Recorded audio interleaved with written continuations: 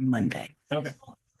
Budget, finance, and vote. And to start, we will go around the table as we often do.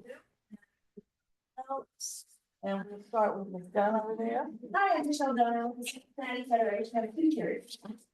Good morning, I'm Karen Sitters, I'm the Director of Finance for Activities Beyond the Classroom.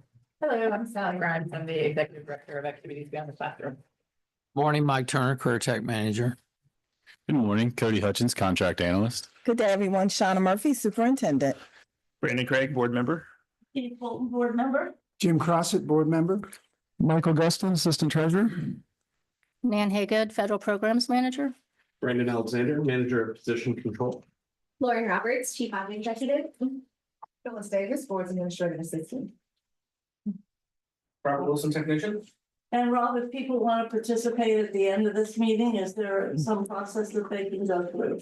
Yes, if you'd like to speak at the end of this meeting, please click the hand icon. We'll ask your name and association to the district, and we'll invite you to speak for 2 minutes at the end of the meeting. Thank you. Thank you, Rob. And everybody, welcome. Thank you, those watching, and also obviously everybody that's here to help us have a positive and good meeting. Our first item on the agenda is for an insurance update, but I do not see Mr. Moyne yet. So why don't we move to policies? Is that okay, Mr. Assistant Treasurer? That's fine with me, man. All right. So Rob, it's slide 49 in your program. So. Okay. Okay. All right. So, two policies that we wanted to discuss, bring back to this committee. So the first one, which is a cash balances policy, which we've talked about a couple times here, a couple iterations here. The idea is this is a best practice throughout the state. And so state and kind of our groups have been really pushing that every district has a cash balances policy, what to do when your cash balances go too low. Also, I guess what to do if they go too high. This is very topical now because of the House budget bill. So those of you who aren't aware, the House version of the current budget bill puts a 30% cap on school districts. So that the idea is any school district that ends the year with more than 30% of the prior year's revenue in cash, that the county budget commission, including the county auditor, would then be directed to reduce property tax rates to decrease the amount of money that that school district would collect in future years. We are not in that situation currently. It's kind of aspirational for us. We're at about 10, 11%. We're not in that situation currently. A lot of districts are. We heard a lot at the kind of treasurers conference last week. A lot of our colleagues are very, very concerned with this. It does a lot of bad things. It really hurts people having sound fiscal policies. It hurts people trying to save money to do big projects. Probably will force school districts onto the ballot more often. A very common ballot strategy, as you size a levy, you collect more money in the early years, and as expenses rise, you end up, spending through that at the end of the year, at the end of that period, say it's 5 or 10 years. So all that said, we did do some changes to our cash balance policy. The biggest one is we added an upper limit.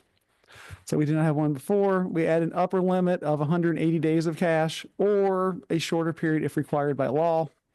So that would keep us in compliance if this makes it into law. And what that would be is if we hit that upper limit, superintendent and treasurer would create a plan to how to spend that down to get within compliance. There are some things you can do other than just spending money. Like if you have capital needs, you can move money from a general fund to a capital improvement fund to kind of set that money aside. So there are things to do. Other things we added in the policy, we added the phase-in language, which has been discussed at this committee multiple times. To start this year in fiscal 26 with between $500,000 and $1 million to get the building back up of cash balances started, and then just put a sentence in that the board would then determine how long they want the implementation period to be. So overall idea of the policy is we try to stay of 90 days of cash. We're obviously not there now. So the first part of the policy is how do we get to 90 days? And then from there, what happens if we see we're going to get below 90 days or get above 180 days?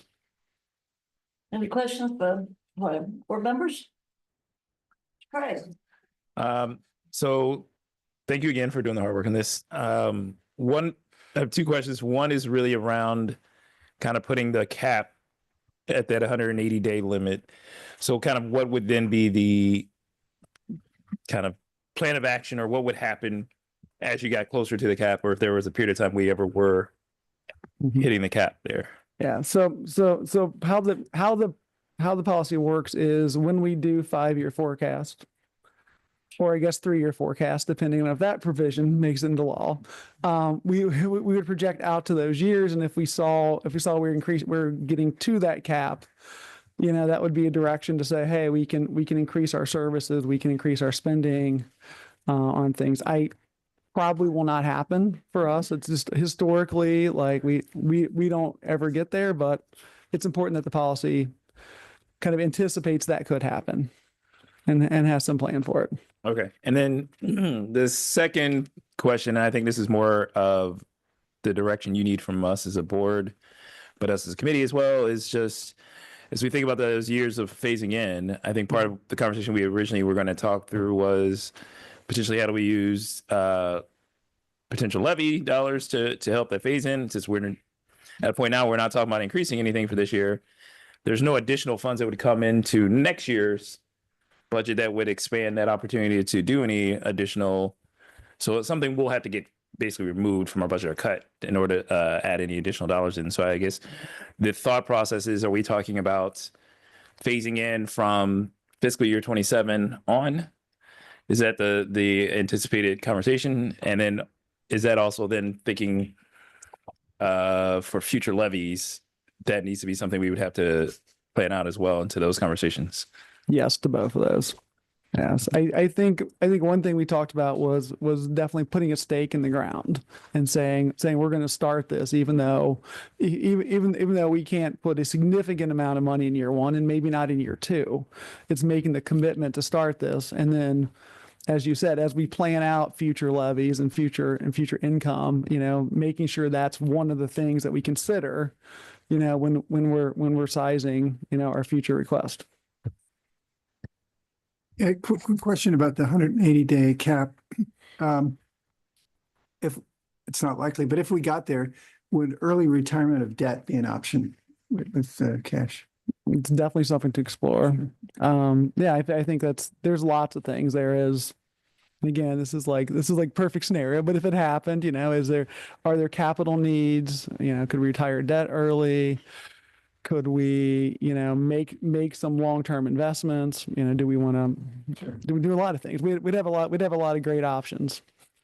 Any other questions, comments? What's the status? We have the newest version is on the link. Yes. Members have seen an opportunity. Mhm. You've all updated the version based upon previous discussion. Yes. And issues. Is it ready to go to policy? If that's the will of this committee. All right. Okay. I guess this will go to policy. Thank you. Thank you. Want to continue, Mike? Yes. Student fees. So this is an existing policy 6125. So a couple big decisions. The first big decision is, and just kind of reviewing the draft or reviewing the policy, there's a specific line that says the district will not charge district-wide fees in the 24-25 school year. Now, that was a decision that was made. The policy does not speak what happens in 25-26. So I think the first thing, you know, without a change, we'll revert back to, I guess, the current policy, because it was only a 1-year carve out. So the first consideration is does the board want to charge grade level fees in the 25-26 school year? Just for some perspective, the last year we charged grade level fees was fiscal year 24. We collected around $328,000. So just to give you some sizing of that. And so what we're looking for is whether or not we want to Add the word commencing or not? Commencing would do it, yes, right? Okay. How was it? So while I think it's nice that we did it for this year, and I think it's something that's great, I do have concerns with us not doing it in the context going forward, because so much of it is also carved out by our students are, it's like 80% of the district would in some form or fashion have a way to waive many of those fees. So what we're really talking about is for those folks who would not fall within those categories where those fees would be waived, would they be charged? And I guess I just am maybe, it's not a huge amount that we're gaining, but it's also not, we don't have extra dollars anywhere. So I just am wondering how much of this how much effort would be put into collecting is the only question I would have, because I think otherwise I would be fine with saying, we go back, and then again, if in future years it looks like it's a problem we need to rechange again, we can revisit. But I do recognize that collecting the student fees, and especially because the schools in the past have been the ones that did that, and that has not been consistent. And so you have students who get to the 12th grade with 11th grade's worth of student fees to pay. Has not seemed like the best use of our accounts receivable side. I would say historically, we've spent a lot of bandwidth assessing fees to all 35 or 30 some thousand students, and then waiving a good percentage of them. I do think we could do it more efficiently. We did talk last year when we were still considering these, that there are probably more efficient ways to do it, and to not just blanket everyone, but to look at students who would qualify for waivers and not assess those. But it is a bit of work. And it's not something that we have a lot of capacity to actively kind of work in AR. We work really hard, obviously, in the CRAs. We work, hard on other districts owing us money and collecting money, like COBRA payments from prior employees and stuff like that. So it's really, as you said, it's on the schools and how hard the schools really push. Before I go to Mr. Prosser, could you differentiate the fees we're talking about? Yes. You said this pertains specifically to district. Mm-hmm. So could you talk about what that might be versus the other kinds of fees that exist? Yes, of course. So these are what we call the district level fees or grade level fees. And so historically, the district has, for each grade band, assessed a fee. I think it starts at like $28 for K to 6. Don't quote me on that, but I think that's don't quote me on that, but I think that's right. $28 for K to 6, and then it kind of went up. And so every student, it was just like a general fee for supplies and those sort of things. Individual schools assess their own fees depending on things like our Montessori schools, charge intercession fees for students doing intercessions. There's AP test fees is another thing we've talked about. There's fees for certain classes that have, really high consumable needs. You can imagine like a photography class or some of our art classes that require, a lot of materials. Those things come in. And then obviously there's also fines that come in for lost textbooks, lost devices. Those also get assessed. We're not talking about any of those things. We're just talking about kind of the across the district grade level fees. Mr. Prosser, any comment? How, of the fees that are assessed and not waived, how much of that becomes bad debt? A lot. If you remember a couple of meetings ago when we did the conversion from previous system to current system, and we asked you to look at the data, and I think like 11 out of 15 million was bad debt. So and really like how hard do you want to go in collecting these things? If someone's 25 years old and they've moved to Seattle, Washington, sure. Do we really want to send letters from Cincinnati Public Schools trying to get $24 from them? Anybody else? Superintendent, do you have a particular comment on student fees? I wonder about those students who they have paid. And if we then now waive, will they come back and ask for a refund? I'm sorry. I I believe, I can't think of the exact word you said, but I'm commencing. I think that is the key, commencing with, and I mean, we did not see that for this year. You know, we did not assess this year. We didn't see a whole lot of people coming back this year with that, but I think commencing is the key to that. Well, I just want to add one other thought. And I think, again, I'm inclined to support going commencing because of the additional cost of the trying to go and recover for those folks who don't pay. I think the only thing I would also worry about is that there are ways for us to predetermine fees that automatically can be waived, as opposed to folks electing to ask for the waiver or saying that they should be waived. Because I think that's the other part of the problem with the bad debt, was a number of the folks who were bad debt were folks who, in theory, qualified for their student fees to be waived and had never made a request. And so if it's a smaller portion, it's a smaller group of people who we'd actually be getting student fees from.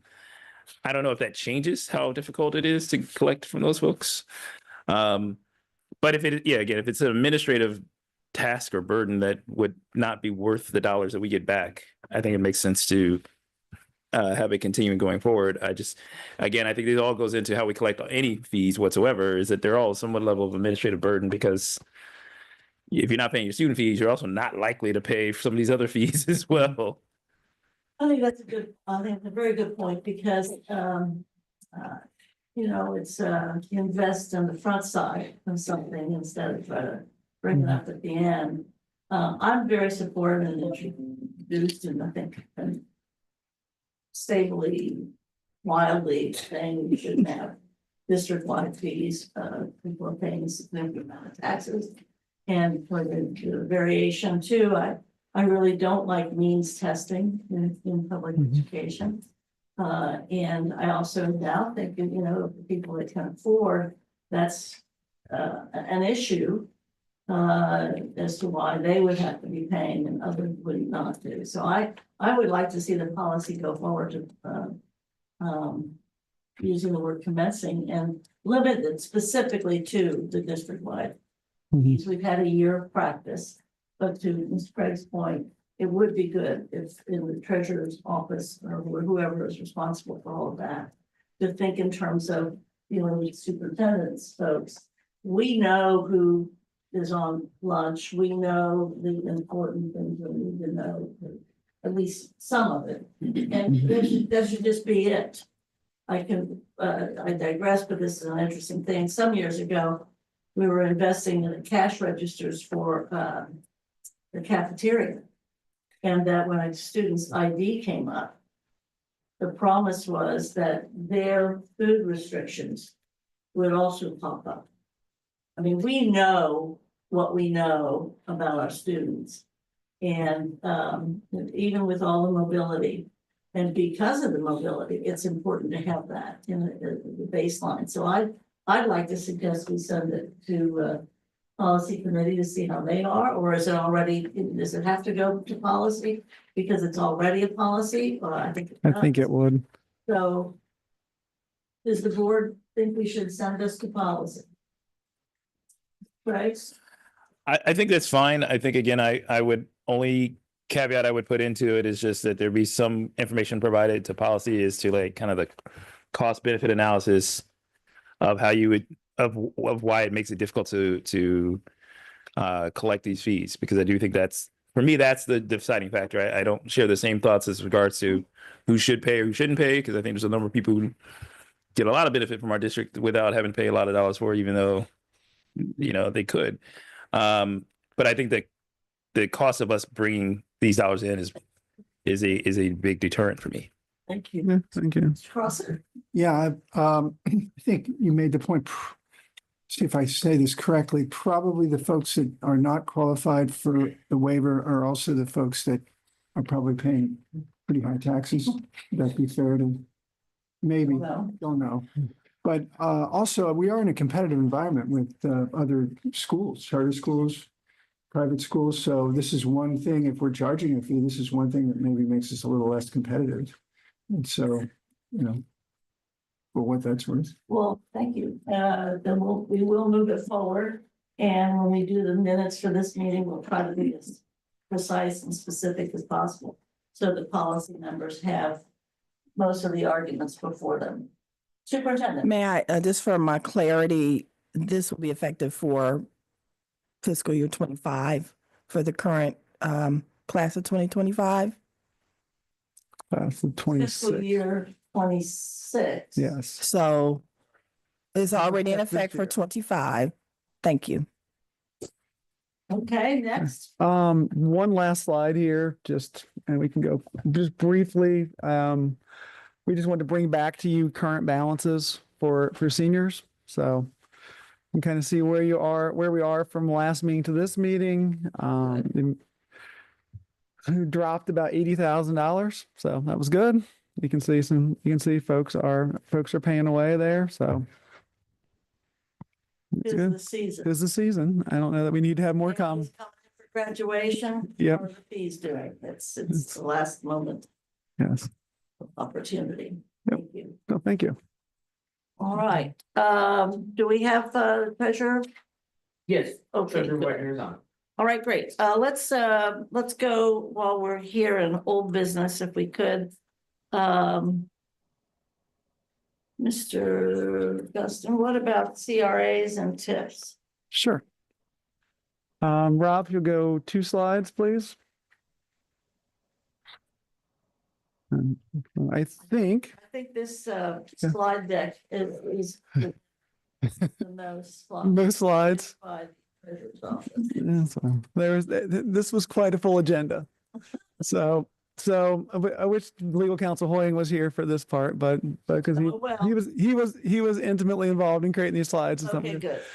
So talking about expiring TIFs and CRAs. So just so people set a little bit. TIFs are tax increment financing districts. And so those are created by municipalities where they put a series of parcels together. And the municipality collects the increment of taxes. So taxes get held at a rate. Any new values, the city or township would collect those dollars. And then there's an agreement with the district that we get some of that money back. So usually it's between 25 and 35%, but it does vary.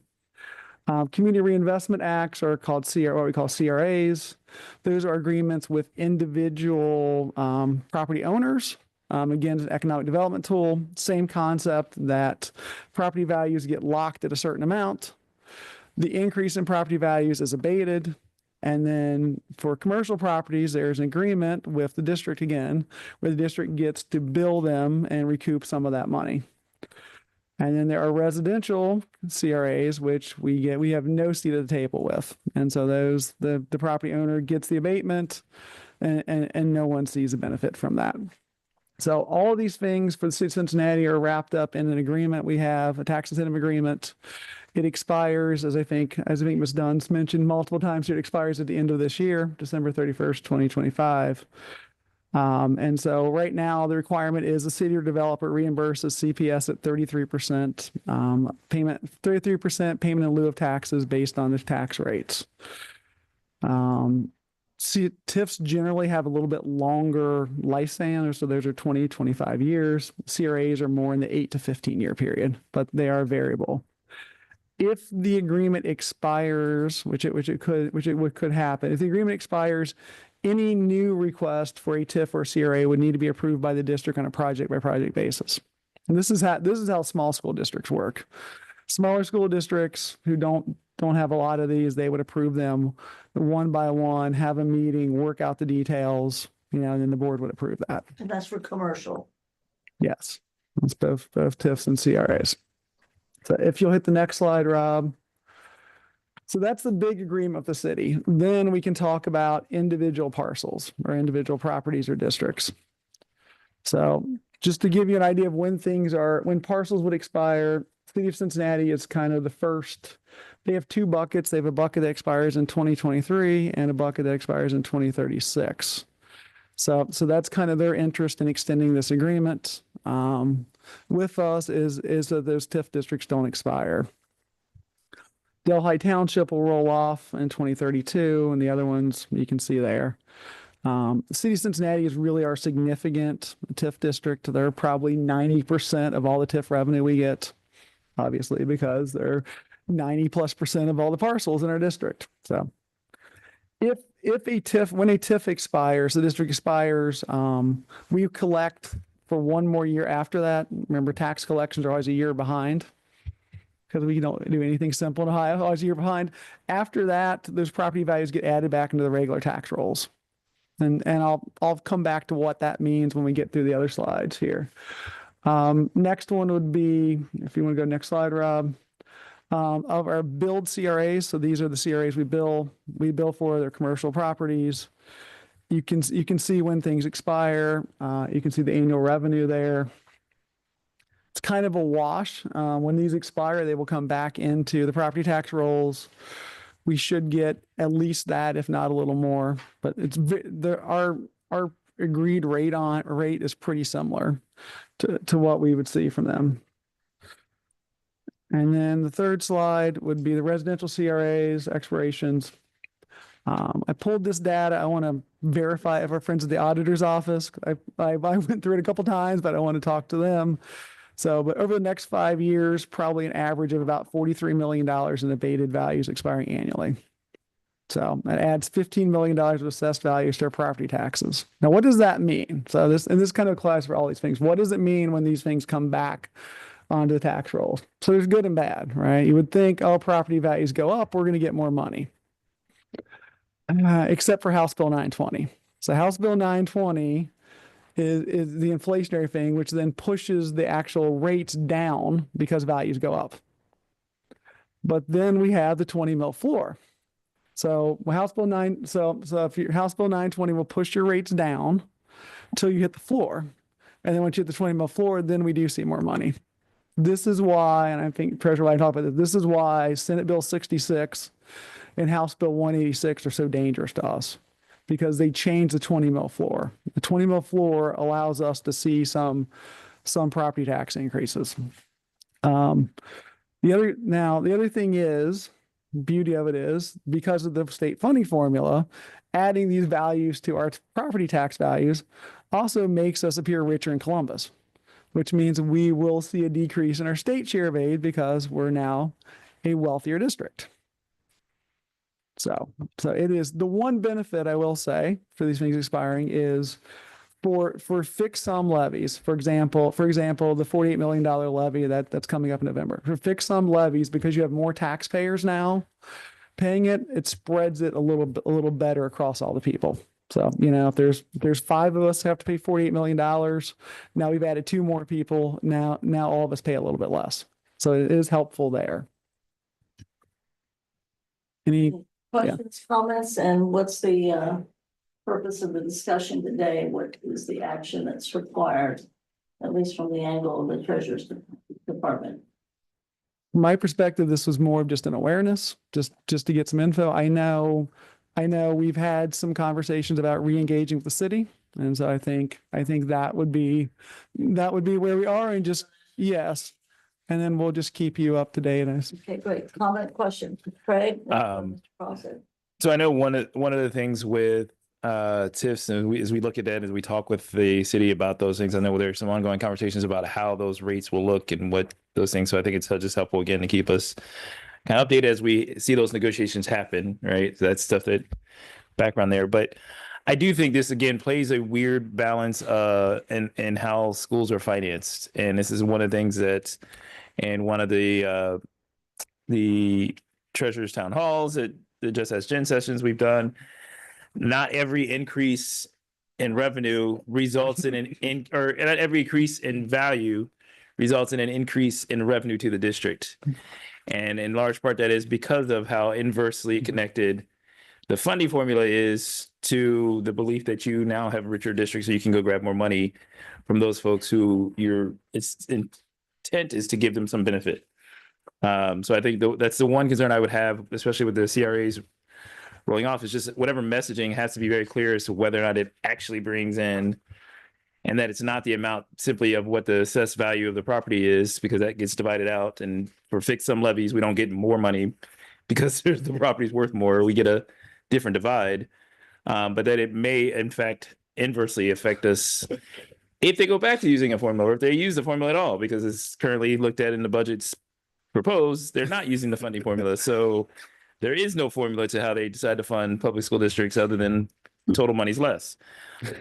So again, I think that does, it presents a little bit of a challenge to figuring out how does this truly affect the district, because again, if they don't use the funding formula, then maybe this isn't as pressing of a decrease in our value, increasing in the dollars we get. But if they are using the formula for something, it could be. Great. Yeah, I had a question on the upcoming build CRA expirations. Yes, sir. Your assessment is what we're getting revenue for those now. If they expire, the revenue will still be about the same to the district. It'll be about, It's a wash. it'll be about this. So it's a benefit to the city to continue these, but for us, it's about the same. No one's really pushing, at least this point, to extend the CRAs. Okay. I think it's they're really kind of built to get a project going and get established, and then it's expected to go away. I mean, I think the real benefit to the city is extending the TIF districts because they're keeping that money in a separate pot, and then they can use that to benefit this property. So they get money in if, oh, we need to add a turning lane. Oh, we need to add a red light. Oh, we have TIF money right there. We can apply to that. We want to do streetscaping. They could do crosswalks. They could do crosswalks. They could do traffic calming devices. And then my other question on the upcoming residential CRA expirations, you said it adds 15 million in assessed values to property taxes. So that there's a portion of that is not for CPS, correct? Yes. Yeah, So, okay. That's good. yeah, Just wanted to clarify that. thinking high level, assessed Yeah. value is always 35% of your Yeah. market value. And then then all the taxes get applied. And I think it's an important point to realize that there are, I don't know, more than 10, less than 25 other taxing entities that all get a little piece of your property Right. taxes. Okay, thank you very much. Thanks. Appreciate it. I would like to add a couple of things. First and foremost, and just in the news, as you all probably know, Norwood City Schools has taken a new position, a good aggressive position regarding this kind of funding and relationship with the municipality. And the superintendent at Norwood, for whom this building is named, I recall a meeting with Preschool Promise when there was too much talk back and forth, too much talk back and forth, too much talk back and forth, and finally Superintendent Ronan said, "It's my money." That attitude probably needs to be replicated in that the reality is they're saying in Norwood, hey, you're making some decisions here that are not helpful to our funding, and we're already in a war regarding our funding. So I think that's something for us to think about, and I'd be happy to put it on the public record that we ought to think about the Norwood plan and thought as we begin any negotiations with the city.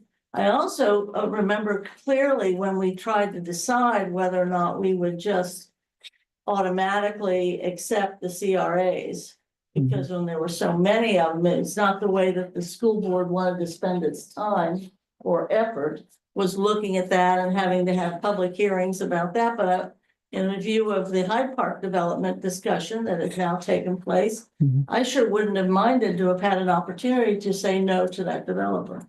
But that's one board member. But so there are we might need to expand our perspective a little bit politically and financially now that we are in a difficult situation, and exercise whatever role we could play possibly. But again, I still believe this is not what we're supposed to have to be doing if we're on a school board, but the world has put us in that position. Any other comments, questions? We'll move on and let's do the monthly finance. I don't see Mr. Ashley, who's doing the monthly financial.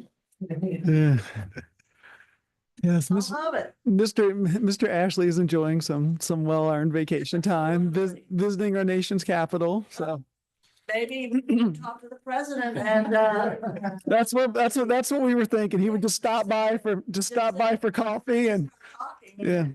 Get something, Mm. because they'll say, oh my goodness, he's talking a lot. Go ahead. I need a second. Hold on. Okay. All right. So we'll go quickly because there's a lot on the agenda, but please feel free to have questions. Rob, you go to the next slide. Just high level talking about our cash and investments. Yeah. You can see, Besides anomalies more than, yeah, you can see we have a good amount of 265 million across all of our funds. We have a lot of money in Star Ohio right now, which is a good thing. That's a high interest earning savings account for us. So just like some of you are probably doing at home, putting some extra money in there because the interest rate returns pretty good. So the next slide, Rob, you can see our bank balance is low comparatively. Again, by design, again, as you're using the Star Ohio to get us a little more interest income. Next slide is the overall kind of all funds balance. You can see general fund has a cash balance at the end of March of 125.8 million. Very good. Now this is the after we got almost all of our tax money. So that's, you can see it. We're the top there. You can see all the other funds. Nothing really different. I will point out if anyone's clicking through, there's a fund activity report at the bottom of this slide. And it goes through every single fund, state, federal, and local, how much revenue, how much expenses, all of those things. All right, I am going to turn it over to Mr. Hutchins, who's going to take us through general fund. And I can take a drink. All right. Thank you, Mike. of water. Of water. Yeah, drink of water. I'm not Kevin, but I will also try to go quick. So talking about this first slide here, we're just looking at the general fund. This is just a pure focus on the cash for general fund at the end of March. As you can see in the right two columns over there, we are pretty consistent with a slight increase to encumbrances right now. But if you add those two columns together and compare them to last year, we are very, very consistent. Not a big deficit there, anything to call out there. Next slide, Mr. Rob.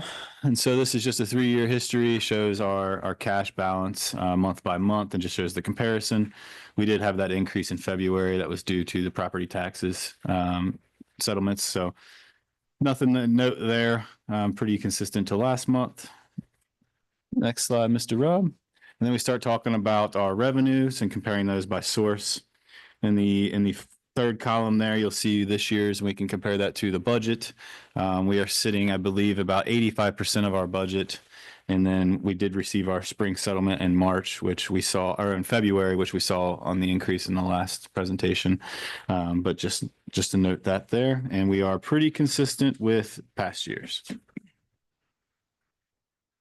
Right, and then kind of the same graph consistency here, just showing the month by month comparison to prior years. Looking here, this just shows out the historical comparison. You can see the peaks, this is pretty consistent. Trying to see if there was any anomalies here to make sure that we called out if anything Kevin would call out, but I don't see anything. See the February spike that we already talked about with the property taxes, which he has noted there on the graph. And then next slide, Mr. Rob, we'll get into expenditures. So expenditures here, you can see the only real increase from last year, if we ignore the payback of the anticipation note last year, we are up a little bit in salaries and fringes, which is pretty consistent with prior years as, COLA and things like that, we pay more. We're sitting at about 73% of our budget, so pretty on track with no real anomalies there. And then we get into the month by month comparison. Try to see no comparison or no peaks here. Any of the other peaks that you see across the board in prior years or during this year typically represent 3 paid months. So that just kind of points those out. And then last year we paid out our tax anticipation note. So that's why you'll see that big triangle there in 23. The next slide, Mr. Rob. And then a good point here to point out on the unencumbered or uncommitted expenditure budget is we are about 3.3% of our budget is unencumbered or unallocated, which is exactly what we were at last year. If you see that little note at the bottom, in March 31 of last year, we were at 3.3%. So we were very consistent with the way we do business. So nothing to note there.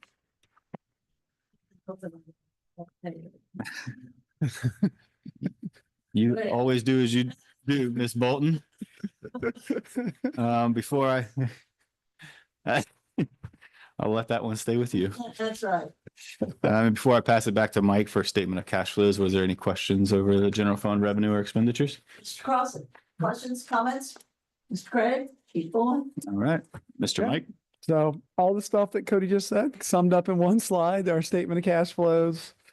So you can see, you know, we got another tax advance, just to, not to correct you, Cody, but our tax settlement we just got.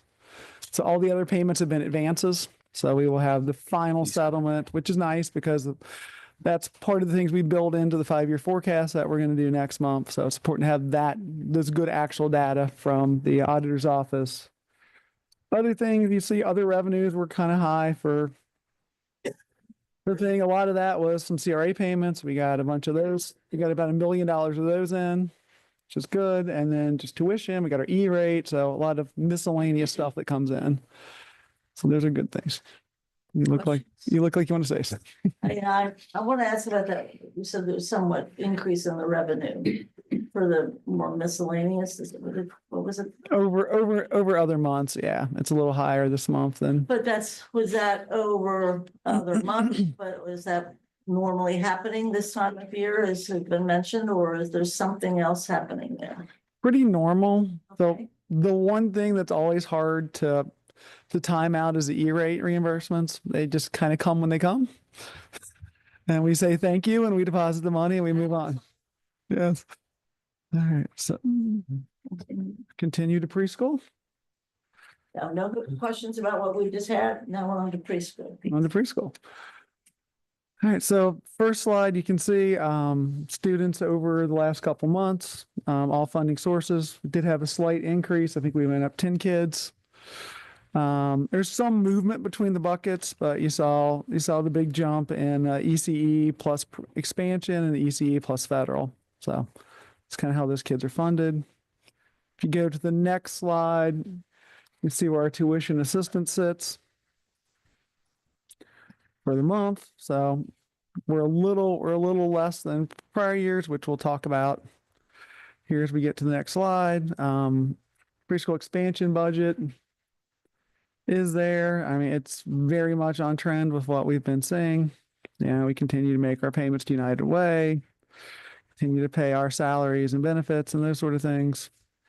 And then slide 20 is the graph, and you can see we're below prior years, and most of this is because of the expansion of the full day pilot. So those are kids that we're getting the state grant money for.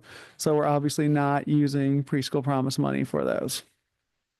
So remember the preschool expansion money is always the last dollar in, and which is a good segue to the next slide, which is one that You just said that's good news. It's not bad news. that's good news. Right. It's good news. It's good news. This is preschool by spending by fund. Rob, can you click on the full document if you don't mind there? Maybe. Click on the image. Maybe. Or maybe. Oh yeah, thank you. I know. Okay. So this was a request, I think, from last month or some previous months to look at how the district spends their preschool dollars. And so Mr. Ashley worked with Director Brooks and her team and some other folks on the superintendent side to kind of pull us together. So we looked back 2 years plus the budget for this year. And you can see there all the different funding sources. You have Head Start, you have the Early Childhood Grant, plus the full day pilot, you have Title I. There's special ed that comes in through our state foundation. We do get funded for preschool disability classrooms as part of the state funding formula. So that's in there. There are students who are paying tuition. So we put all those things together just to give you guys a summary of what that looks like. And then, as we often do, we did cost per student. If you'll scroll down a little bit, you can see our cost per student per year. And we also put in our payment to CPP. And then I got them to provide their students, and you can see kind of their cost per student. So I might like to ask on the click, on the link. yes, You just demonstrated, I think it would be very important for the board members to see that slide. Just to, if we can even do it as a memo or something from okay. y'all. And you should have a copy in your packet as well. So. Any questions about preschool? Hey, Can I make a comment? Oh, sorry. oh, Treasurer Wagner. Good morning. Sorry, I'm having car Morning. issues. No So, I just wanted to point out, we're spending $21 million on preschool. Not money. Say the next sentence. Yes, that means what? It just means we spent a lot of money on preschool. And most of it is preschool expansion. That's the second sentence. Yes, Okay. thank you. 14 million of it is from other funding sources. Thank you. And that's probably a good segue to whatever Mr. Craig's gonna say. Well, not exactly, but I do think, again, it's worth pointing out is we often talk about what percentage we get from the state for students. We get 0 for the most part for most of our preschool students outside of any things they would have with regard to disability needs. But even the dollar per student we spend on preschool is, from what it's looking at, not even in alignment with what the state would say we would get for every other student that comes to our district, because their dollar per student, or dollar per student that you would spend as a district is a little over 8,000 or somewhere around there. 8101 or something. Yeah. And so what we recognize is that, again, we're not getting funded, but even if we were getting funded, the amount of money that we would be getting funded still does not cover the needs of our students. And I think that's an important part when we go out to parents and talk about why things like the levy we will be pulling forth this year are important, is because the reality is for preschool, it's such a connected part to how a student achieves when they go forward and as they go up to those higher grades. I think it's a helpful thing to note. The other thing I just want to kind of reiterate to maybe the discussion we have with regard to going forward with preschool is that the conversation really should be about quality and improving quality. And the reason I say that is also because we technically are not really increasing the numbers even this year of all the students who are receiving preschool up to this date, because we are still by the chart below the total number of students that we cover for the past 2 years. If I'm reading the numbers correctly from what I was seeing, because I think we were at, I mean, the best total number is the bottom of slide 18. So a lot of our graphs are on the kids receiving tuition assistance. But if you do look at the bottom of slide 18, at the end of March, CPS had 2,008 preschool students enrolled. Prior fiscal year was 2,070. So there's a slight difference there. yeah. So we're not like, it's not like we are even this year continuing to expand or grow. What we're really doing is make sure that those students who come through get a good quality education, because we kind of saturated in some places what they can do and can't do. So I think that's maybe the other part I wanted to maybe stress out, is that we are now at a point where it's no longer about per se preschool expansion, but more of preschool quality. The quality of education expanded and the quality of offerings expanded within those preschools that we are able to serve. And I think that's a similar truth for where Preschool Promise is at this point, is looking at how do you best maximize those spaces that are available for the kids that live in our district. May I add a comment? Earlier, you said we were talking about the 8101 that the state calculates. The funding formula calculates 8101, but we're only getting $3,000 per child because of the state share. It's only 36% on every dollar.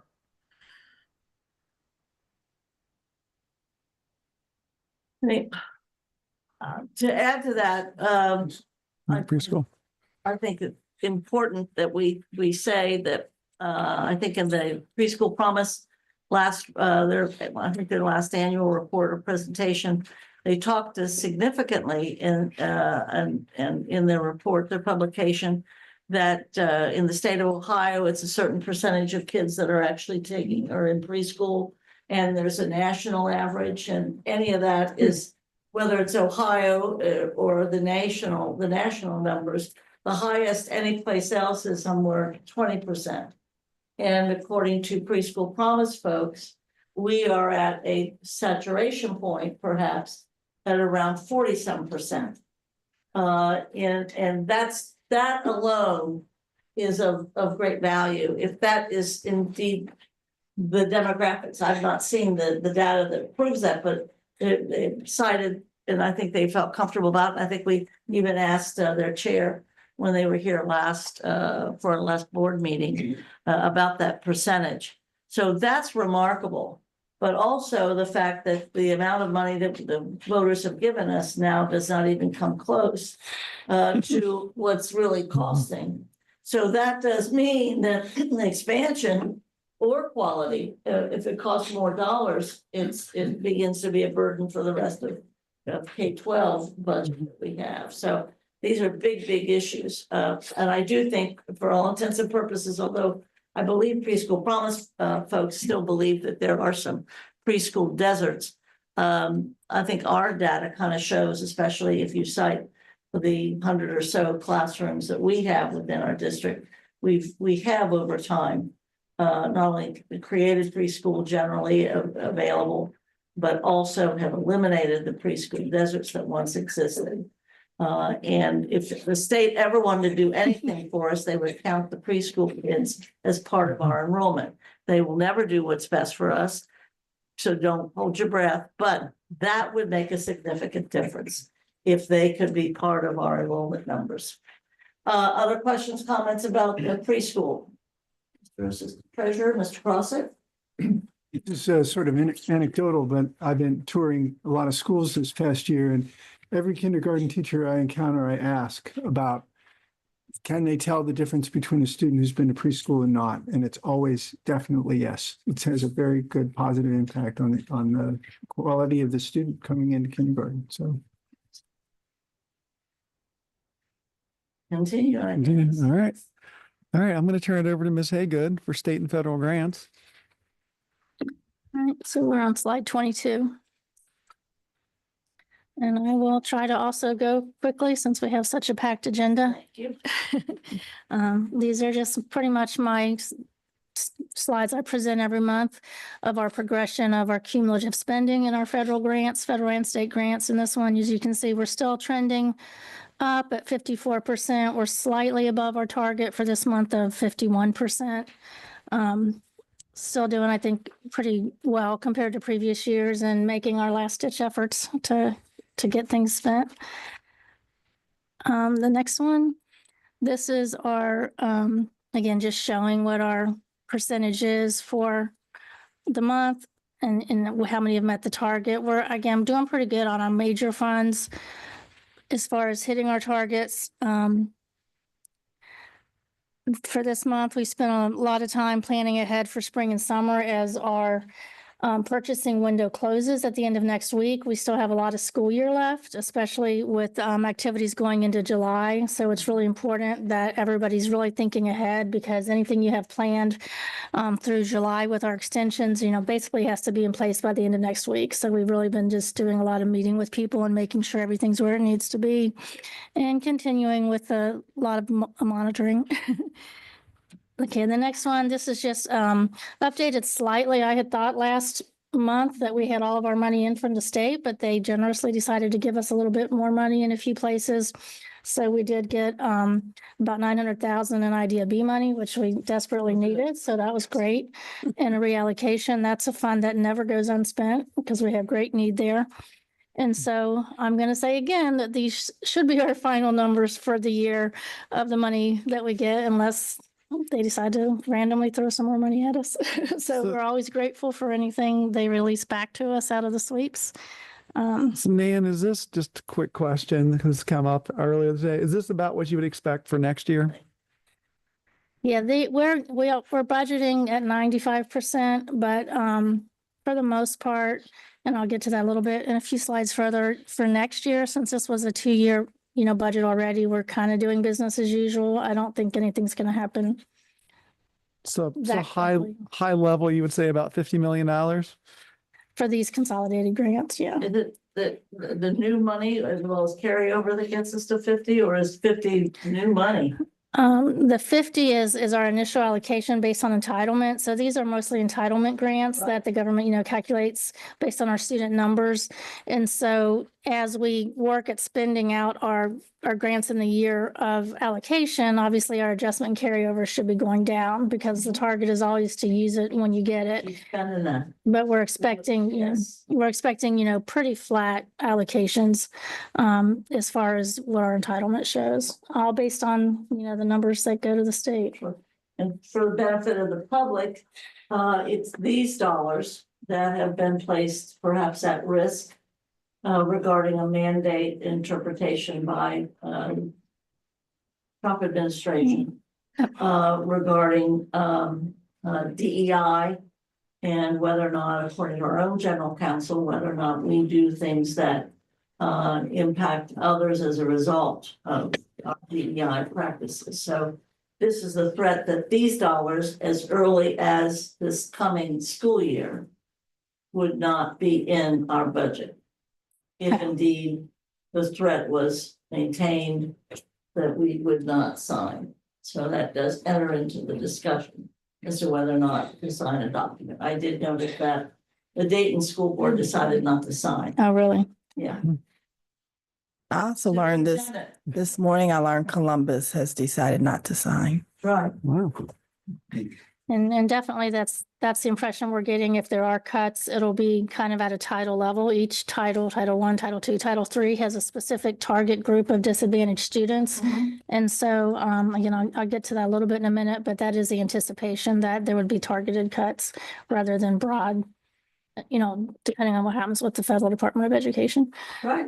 So it's a lot up in the air. Yep. As far as our spending summary, the next slide. As I did mention, we've got one more week for non-personnel spending for everything to be in place. And so we've been busy with lots of recs and POs and contracts, trying to just make sure that people are in the place they need to be. For the most part, we're looking pretty good. You can see, with carryover, our goal is 51%. We should hope to be at least at that point with all of our grants. Again, just as a reminder, that last column, the minimum spend to avoid possible sweep, that's basically based on carryover from the prior year. All of the fiscal year 24 carryover expires in September. And so I highlighted those columns in green. So basically, the measurement we're looking at is the amount spent plus the amount encumbered this year should at least exceed that last column. Good morning, Central Office staff. At 1 o'clock, Central Office will be closing. Again, at 1 o'clock, Central Office will be closing. Well, I better talk A few of you faster. that are left, keep spending that money. I'm gonna have to even talk faster, I guess. Too fast. All right, let's keep it rolling. You want to talk about your conference, Nan? Yeah, so anyways, that's how you look at those I numbers. don't know, anytime you all come back with a conference, it's bad news. but Yeah. it is. So, 3 of my team members and several other people across the district went up to the Ohio Association of Administrators of State and Federal Programs Conference last April. This happens twice a year, and it's really a teaching, programmatic and a financial conference, but we were blessed to have Brewman present, which that's a federal, it's a law office that specializes in federal education. They're based in DC, so they were the one everybody was waiting to hear from, and really the best they could tell us is what everybody's saying. Nobody really knows. It changes every day. They did look into some of the laws around this Federal Department of Education, but basically, as we just talked about a minute ago, they're saying to carry on, cautiously business as usual until something definitive happens. She did point out that based on the current proposals in the president's budget, these are the programs that have been identified for elimination. And so they suggested a 20% cut to Title I, 100% cut to Title II, again, is his proposal. I'm not really sure why Title II was called out. And then less surprisingly, 100% cut to Title III, which supports our English learners and immigrants. So definitely the information she gave us is it would be a targeted, And that's not the additional threat regarding the signature or signing something. That's his budget. That's the budget proposal. So we know those are, proposals, but it does give us insight into the mindset of what's going on, whether or not that happens, it does. And we do have, quite a bit of, we do have staff funded out of some of these grants. So it is something to just keep in mind while we wait for better information. We did see a lot of great ideas. It's a great opportunity. Most of the state support team is there. Lots of other districts come in and share ideas of how they're spending their money. We saw some great information on career tech, things that are happening across the state, even at the elementary level. And so that's always just really motivating, great speakers. We do have new federal guidance released for several grants that has come out through January. In particular, these grants, school improvement, neglected and delinquent, and parent engagement. And I would just say in general, the trend we're seeing with these new guidance is more oversight and more stringent guidance. So for example, in parent engagement, a lot of things that used to say, this should happen, the district should be doing this. A lot of that terminology was changed to the district must do this, this must happen. So I would just say in general, and we're seeing this in our monitoring visits as well, and our reviews, that we're seeing a little more oversight, a little more in-depth, digging into what we're doing to make sure that we're compliant. And then one other thing I thought was noticeable, Jeremy Varner and Jeremy Marks are both with ODEW. Jeremy Varner oversees career tech, but they both spoke to career tech education, and they both really, I thought was relevant, really stressed the importance of, we're not providing seals and career tech classes and licenses and certificates just because that gets a kid out of the school and they graduate. They really address the idea that we're trying to prepare these kids to go into the workforce, instead of college, and we should be doing that thoughtfully. And again, thinking of the goal is getting this child in a career they can thrive in, not just getting their, diploma to them and setting them free in the world.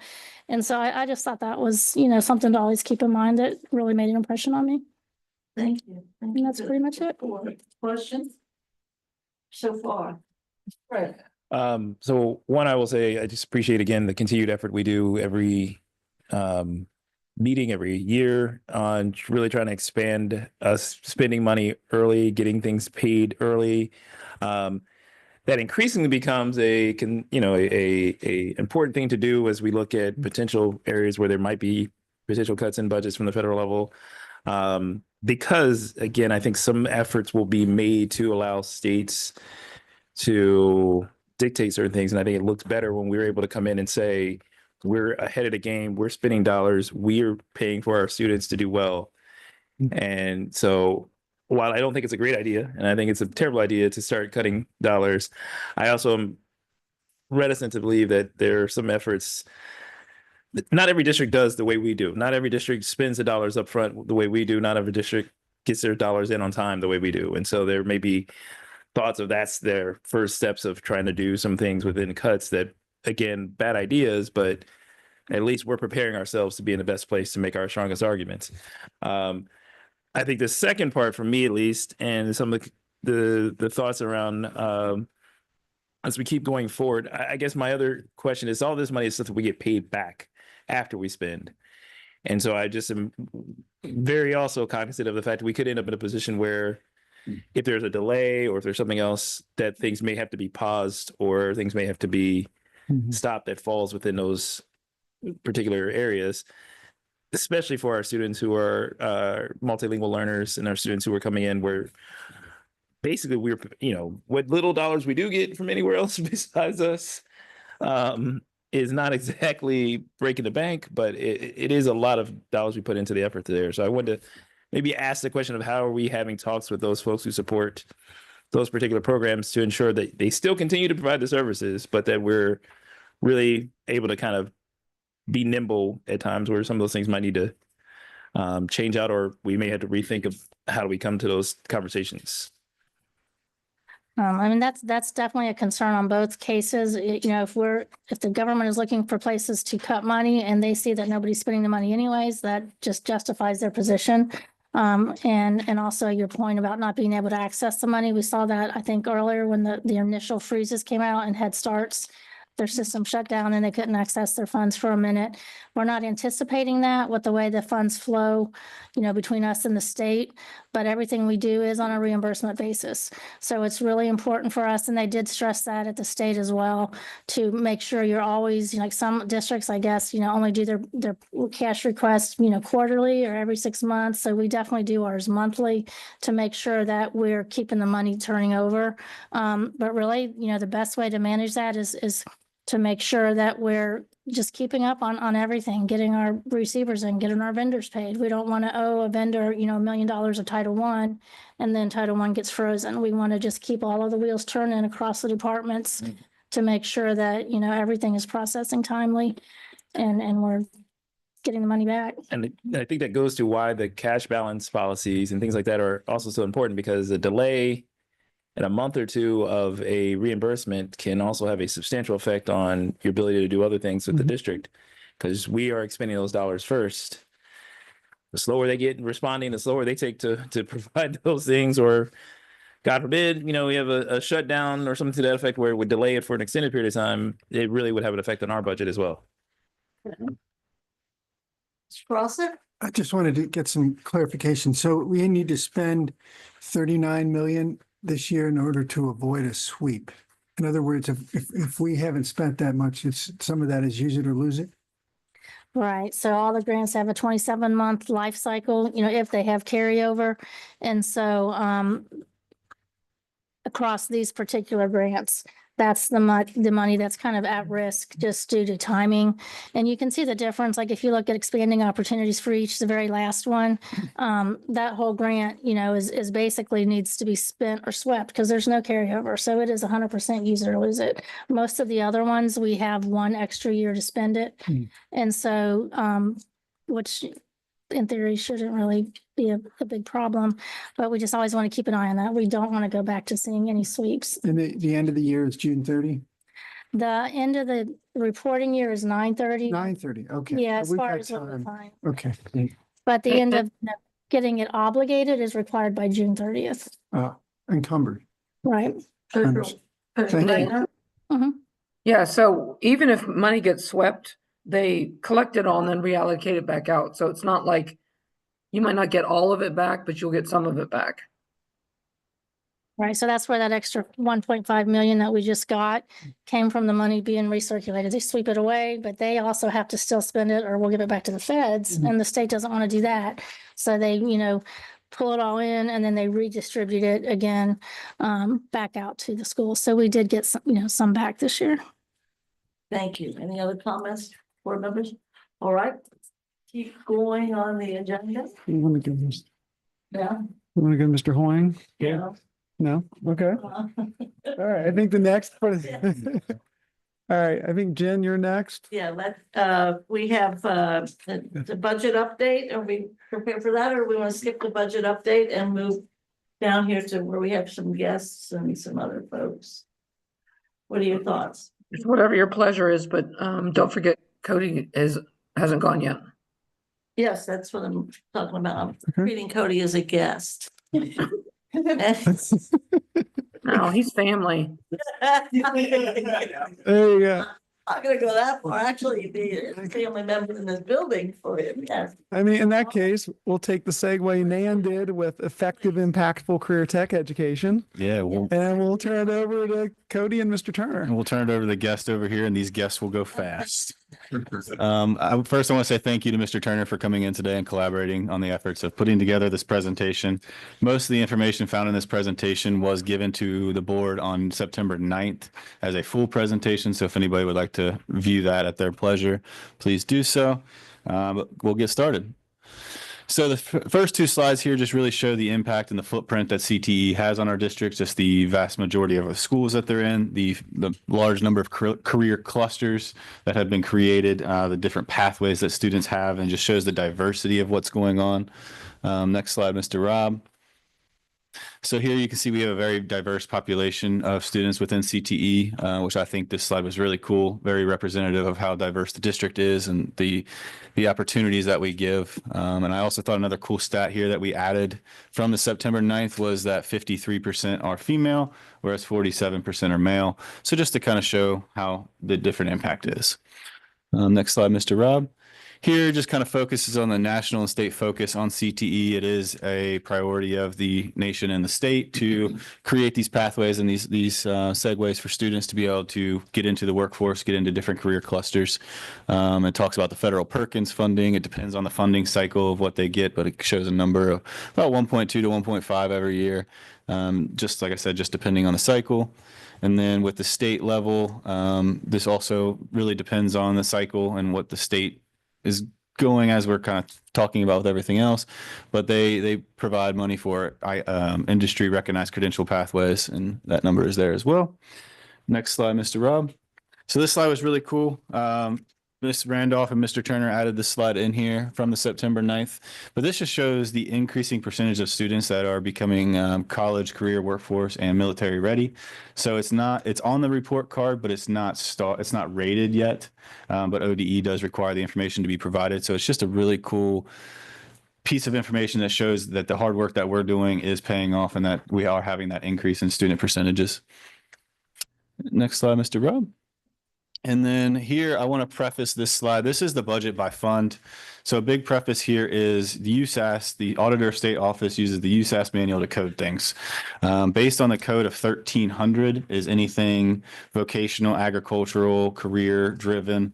And that is why you see multiple funds here. Not all these funds point to stuff that Mr. Turner runs or oversees in his budget unit. So I just wanted to make that point out, that there are different programs within different funds that use that function. But really, this is just a display of the overall budget, the whole district budget, and how much we are spending towards that particular function and how it's coded. Yes, Ms. Bolton? That's the question then, real quickly on the total. Is that then the total on CTE? That is the total based on that function, that 1300 function. Okay, and would it show up anyplace else? Do we believe that's the total budget? Based on the reporting, yes. Thank you. Yes, ma'am. Mr. Cross? Yes, sir. What is the description of function 13? It is, I actually wrote that down because I had a feeling that was coming. I just gotta find it real quick. Slide 33. So it defines it as vocational instruction is what the USAS defines that as. Thank you. Yes, sir. Old vocabulary, but we'll take it. We're getting a new one of those hopefully soon. So we can get rid of stuff like telegraphs and stuff that we don't use anymore. But so we might have some updated codes coming. For any, I know. yes, for any people in the treasurer's office watching, this is why you keep your USAS manual handy. Yep. Because you'll get a question Yep. like Mr. Crossett. Yes. And so I wrote that down because I had a feeling that was coming. So I was prepared. Excellent. Thank you. All right. Next slide, Mr. Rob. So this slide here, this is how the state shows their FTEs calculations. So this is data reported by EMIS to the state. So you can see our unique number of students is 5,238. Whereas the FTEs that the state funds is only 477. There is a slide after this that kind of shows the calculation. But what we wanted to represent here was taking the total budget divided by the unique students and compare that to the number of FTEs that are funded by the state to show that large discrepancy. So that is really just information given there. And then if anybody would like to see it, linked to the bottom of this slide is the actual state funding payment report as of April 1st, or the April 1st payment. So all that information is reported directly on there. Next slide, Mr. Rob. And as we can see, this was provided wonderfully by our EMIS department. So shout outs and kudos to EMIS for compiling this for us. But this is how the state calculates their FTEs. It is based on the number of course days that a student is offered and how many days the student is in a course. So it's not a one-to-one ratio where you can see as an example of a student that attended for 180 days, a course is offered for 180 days. When they do that whole description, that FTE only comes out to 0.166. So there's quite a discrepancy there in the way the state funds things and the state calculates things, but we just wanted to make that public information and pass that along. Next slide, Mr. Rob. And then these next few slides are all pretty similar, but what we really wanted to do is take a deep dive into the different career clusters that are offered and the students that are in those clusters. So this data was also provided by EMIS. And just an important note here, this number is not unique, whereas a student can be enrolled in one or more clusters or pathways. So this is not a unique number of students. In the next dive we're going to be taking on this, the data is kind of hard to gather because it's very detailed, very oriented, very descriptive, but gathering the student costs. So trying to take out those individual costs that we're doing on the pathways and dividing that by the number of students in that pathway, just to kind of show what each pathway is costing. So And if I could piggyback on Yes, sir. that. So like at Aiken, for example, they have 3 pathways, and it's not uncommon to have a student at some point in a year in 2 or 3 of those pathways. They may start out in a foundational course and it's student choice, and they may say, I don't want to be in this course. So they go to engineering instead of agriculture, and then they may end up in education. And so that's just practically what Cody was saying as far as how there is duplication because students do move, and it is their choice in career tech to do that. So it's hard to calculate a student cost by pathway because of that, because there are duplications across pathways. thank you, Mr. Turner. And that's actually a perfect segue because I believe the next few graphs are yours to show the awesome outcomes that CTE is capturing. So I know when you're looking at ROI, I mean, obviously outcomes matter. And so, Rob, if you can go to the first graph, the 4-year graduation.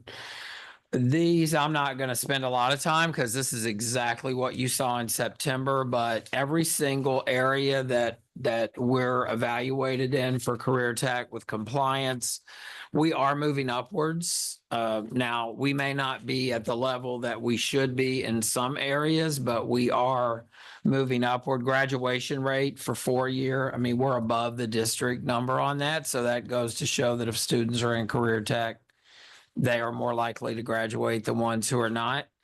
Technical skill attainment, which is our like end of course test, like the English and math and science and social studies. Every single career tech course has a different test that is state mandated, and we have risen dramatically in the last 3 years on those. Work-based learning, we also are rising dramatically. I do just want to say about the work-based learning number, the federal compliance number for that is 15%. And so you may look at our number and say, well, that's pretty low that you have this percentage of students. It is really, really difficult to get 250 hours for a large number of students because they have to go somewhere. We need partners for that, and we have a lot of partners, but so we are above, we're actually compliant with the federal government overall with work-based learning hours. So we are above the federal level on that. Industry credentials continue to go up. We have more than half of our students who are concentrators in career tech, and that has risen dramatically in the last 3 years. And then finally, internships have an updated number. So what we believe we're going to finish this school year with, which is not on that graph, is about 320. So we have shattered our expectations once again for this school year. So we are extremely happy that we have over 300 11th and 12th graders in solid internships. And then finally, report card wise, we rose a half a star for our last report card. And so we're very pleased with that. So just in summary, as far as data goes, ODEW loves Cincinnati Public, but when it comes to career tech, we are definitely one of the districts that follow what they ask us to do. We're in compliance. We don't have any like red flag issues that arise with Career Tech, and they also are very pleased with the progress that we made in moving kids into what Nan talked about. There's a big push at ODEW for every kid to have opportunities for Career Tech, especially in 7th and 8th grade. And we're doing that with our new middle schools and junior highs and some of our other programming. So we're excited. Thank you. Board members have any questions, comments? Would you go ahead and answer the presentation? We didn't mention this during the board meeting, but I do want Mr. Turner to take a moment to mention the acknowledgement of our BAC. Oh, yes. So our Business Advisory Council, which again, is every district in Ohio is required to have one. We received the 4-star rating. Once again, we received it 3 or 4 years ago. We got it this year. And out of all of the districts in Ohio, we are one of 3 who got the 4-star rating and excellence with distinction on 3 categories. One of the categories is providing work-based learning experiences for students. The other one is strengthening partnerships. And I forget the third one, to be honest with you, but we're pleased to say that we were one of 3 that got that, and actually the only urban in the district with that distinction. So we're very excited. And we have Mr. Crossett on our BAC, and just in the short time already this year, he has provided so many connections, even as recent as last night at like 6 o'clock or 7 o'clock after the Innovation Council meeting. So it is great. We also had a really good meeting with some members of the CRBC, which is the education arm of the CBC. I think they left with a very positive impression of what we're doing, and Mr. Crossett was there, and I'm just so excited for his support for BAC. Crossett, then Mr. Craig. Would you maybe talk a little bit about the difference? I think it's Columbus is a compact Yes. arrangement, those two, and whether or not that's a possibility for us, because it does relate to increasing funding, I believe, correct? Yes. So there are 3 models for Career Tech in Ohio. One is the Joint Vocational School District model, which is Butler Tech, Great Oaks, and then there's a variety of others. It would be extremely difficult for us to switch to that model because that is definitely not necessarily a school district the way that we are. They provide Career Tech services for surrounding districts. The other district or model, which we are, is comprehensive. And most of the urbans across the state are comprehensive. That means we do our own Career Tech. It's high school based. Columbus, however, is a little different. Columbus has kind of a compact type model where they have a couple big career centers in Columbus. They provide Career Tech services to their community schools that are under their Career Tech Planning District umbrella. And they also provide some Career Tech services to their neighboring districts that touch them. That's kind of what compacts do. Compacts you'll see a lot in the rural parts of the state because there's just not a whole lot in the rural parts of the state. So they'll all join together. So one of the ways I think for us to look at in the future is how do we increase our footprint?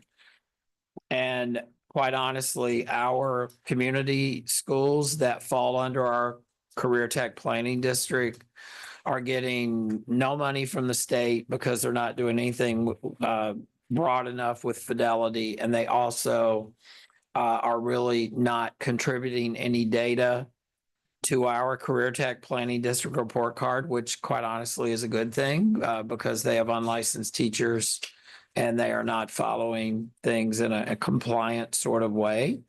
And some of them are closing, as we just saw with the most recent one. And so it's really an interesting conversation to have about, could we do something similar to Columbus? Thank you. Any other comments or questions about this, Mr. Craig? So, again, thanks for bringing the presentation. And again, Cody, I always appreciate these things. This is a different way of thinking about these things because we're now looking at how do we use the resources that we have in the most efficient way possible. And the best way to do that is find out how we get a return on that investment. I think Career Tech is one that I have appreciated the desire for us to move towards getting our students prepared to go into these different fields. And I think that's the constant goal. I appreciate it. The folks from ODEW saying that that is a goal of theirs as well. I know that is not necessarily matched by the standards that are required for folks to get certifications, which is also part of the problem, right? Is that for too many of the students, for most districts, getting the certification is also its first journey. Getting them to a position where they can be certified in the industry is a different journey. And so I think we're moving towards kind of combining those journeys together and getting more students both certified for their graduation purposes, but also certified to go in. And I just wanted to sort of propose that, the more we're able to touch into some of the different industries and some of the different fields who can provide those resources. I know there's a lot of effort from some of our different union groups and some of our other different companies and businesses in the community who do some of the work that our students are learning to do.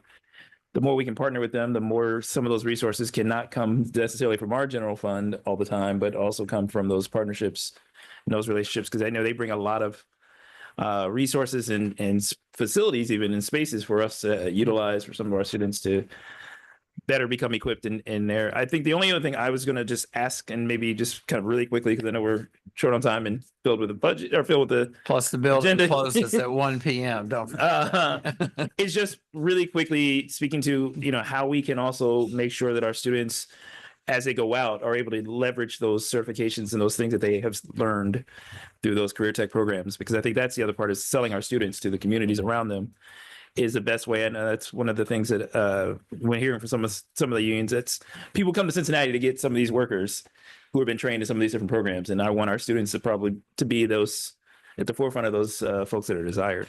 Yeah, it's really good point.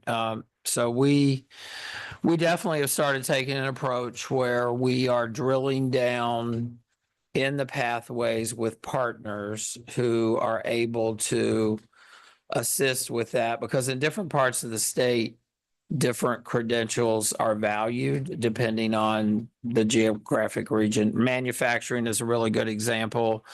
So we were able to apply for a grant that will address credentials, address work readiness, all of that. We were one of 10 districts out of 65 in the state who were awarded $170,000 manufacturing grant. That's through the Ohio STEM Network.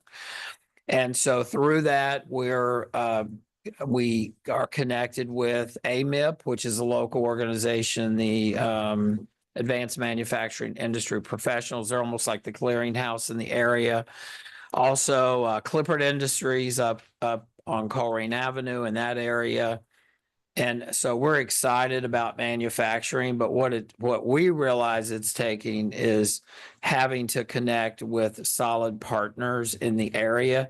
The other interesting thing that we see with credentials is, even though we do have some partners who value very technical credentials, we have more partners who value students being able to come into their workplace with leadership skills, work ethic, collaboration mindsets. And so we spend a lot of effort in doing that as well, because we have more industries who ask for that than they do the technical, which is interesting because I think all of us know that people are going to come on time. They're going to work together. They're going to be able to problem solve.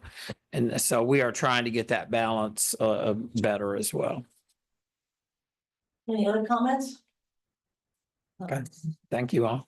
Thank you. On just, again, vocabulary, community schools or charter schools, correct?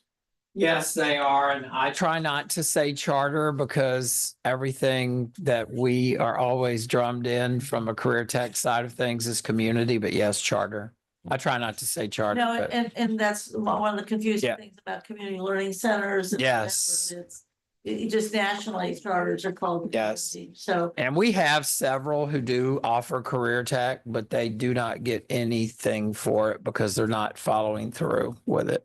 well, I think part of the issue for Columbus being the compact kind of model is that they are even more so than us, a metropolitan district, Yes, very frankly. yes. And so their geographic lines bleed, into an area, whereas we have with the joint vocational, which is totally separate from us, because the state some generation ago decided to pull vocational out of the urbans and put it in the suburban neighborhoods.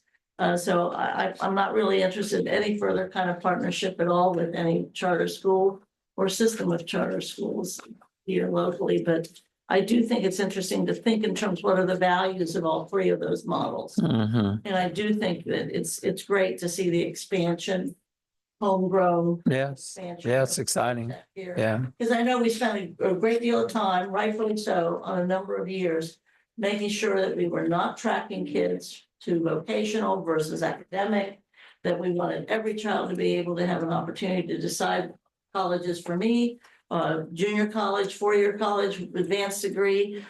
And also we want everybody to value a career choice. Yeah. So I think we're finding that balance. yeah. I appreciate your. yeah. And just, Your leadership. yeah, on that. I appreciate that. One last very quick thing. Of our graduates last year, who were concentrators in career tech, out of about 700 of the ones who graduated with that focus in career tech, 45% went to college, 45% are working, and the other 10% were like military or Peace Corps or something like that. So it's interesting that there are career tech kids going to college, but there's career tech kids going to work at about the same percentage. That's great. So it is very balanced. And we don't know when the report card's gonna actually super count this.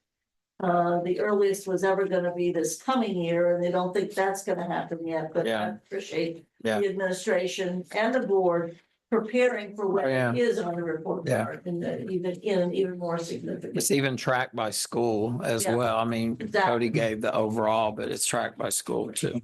Very cool. We'll go now if we. Sorry to can run, our- but you did a great job. Thanks. Thank you. Thanks. Brief update on insurance. We do this, I think, most years around this time of year. So this relates to our property and casualty insurance, health, life, and other benefits are done through HR, property casualty, which relates to our liability, auto, educators liability, and then property insurance comes through our office. The story of our insurance has been really over the last 10 years, an increase in cost with a decline in the amount of insurance we've been able to buy. So last year, you may remember we had a big issue with our property renewal. We had that flood in the Rothenberg basement where there was a pipe that burst and caused a very large loss, like $3 million loss at Rothenberg. That was fully covered or covered up with the exception of our deductible by our insurer. However, after that, we were canceled by that property insurer and had to go out on the market and find a new policy at much greater cost to the district. We also made changes to the auto policy last year, restricting our auto coverage to just our facilities fleet vehicles. This year, we had relatively modest increases in our liability, property, and auto coverages, but we canceled for lack of funds our excess policy. This is the policy that is sometimes called an umbrella policy, the policy over and above what we carry in liability. So next slide.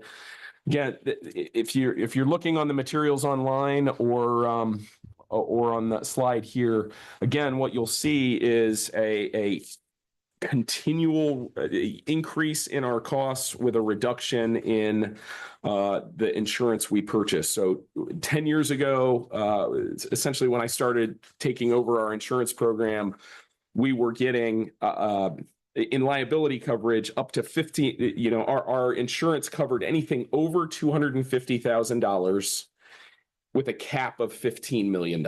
So that's a big sort of range of claims that were covered by our insurance. As of this year, we are down to claims that are in excess of $500,000. So anything lower than 500,000 is all on us, and capped at $5 million, which is a exceedingly low limit for a district of our size. But it is, first of all, we've had a difficulty even placing insurance coverage over that cap, and it's been exorbitantly expensive for us to purchase it. So that's where we are, and each kind of red indication or red note on this slide shows where we have had to make changes to change the coverages that we've had. So again, it's just been this shrinking of the coverage that we've been able to purchase. Last slide is just a summary of where we stand now for our coverages. Again, we still have comprehensive liability insurance for all kinds of claims that would arise in the operation of a school district. We've worked with Michael Fischel from Assured Partners now for close to 20 years. And the advantages to working with that firm for such a long period of time is he's very familiar with our operations, what we do, and he's able to place insurance coverages that sort of cover the full world of experience of what happens in CPS schools. Example, we added drone coverage a few years ago because we have drone clubs and we have and so, you know, again, having that experienced broker or that experience with our broker, he knows very well kind of what risks we should be insuring against. Not great news with our insurance, but that's the update for 25-26 or for what's coming in 25-26. Glad to answer any questions. Mr. Hoyt, any questions, Mr. Craig or Mr. Crossan? Yeah. Is there a possibility we could do something with regionally, in other words, join forces with other districts in our area to try to get better coverage and lower, maybe spread the cost? Is that ever a consideration? There are risk pools, and lots of smaller districts have gotten into those kind of risk pools. It spreads the risk out. CPS being so large and so different than some of the other districts that are our neighbors, and we're just very different. And so it's hard to form a risk pool where, you know, with us as a part of it. You know, it's one thing to have 10 rural districts in the same county that have one high school, one middle, one elementary joined together. It's more difficult for us to be in those pools. The only thing I'd add to that is the state has talked a lot about doing a risk pool for medical insurance. There's a proposal again with the, I think the latest budget. I don't know whether it'll go through, but you know. Okay, thank you. Maybe, I'm curious, maybe Dayton maybe could partner with. Yeah, it doesn't have to be geographically adjacent. Or anything. Okay, thank you. Yes. I just a question, especially with our audit chief here.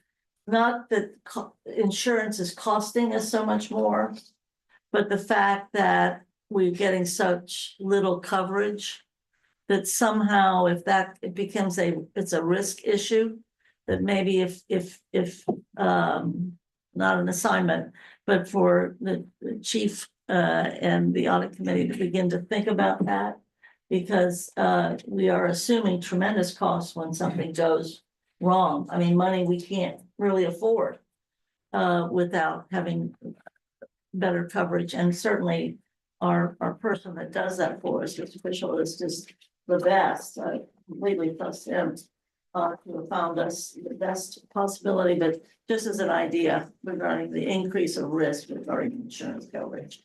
That's with us. Welcome input. Yes, and then while you're here, Dan, a follow-up question about, we got a great summary of TIFs and CRAs, but want to just, again, for the umpteenth time, tell us when the negotiations begin, or just quickly, the parameter of the negotiations with the city. So we actually have an update for the board, and we'll be sharing that. We had there have been conversations started even last year. We talked about it at some length at the board retreat last year. where the city has come to us with an interest in extending the older TIFs. And the board gave us authority to go back and say, we're willing to do that if the city brings up the new TIF districts that were created to the current rate, which is 33%. We've made that offer to the city. We believe there's some interest and should be reporting back to the board very shortly on that. The current agreement expires December 31, which I think you shared. And if there's not an agreement by December 31, again, as I think Mike shared, each individual TIF or CRA would need the approval of the board. The advantage to the city of this agreement is that they have a sort of carte blanche approval. Yeah. So which is of value to them and sort of something that we are giving up by entering this agreement. And so it has to be something that's worthwhile to the board. I just shared with the public that I'm very interested in rethinking that from the standpoint of what we just lived through regarding Hyde Park development. And I kind of did a little history as to why the board was really not interested in having to do that. And we're here for other purposes, but I don't know. I think that's a possibility for people to be thinking about with this particular board. That'll be shared in. We will continue to share updates as we receive them from the city. Thank you. We have two other items on the agenda, particularly besides, besides the two things we're not going to get to, very frankly.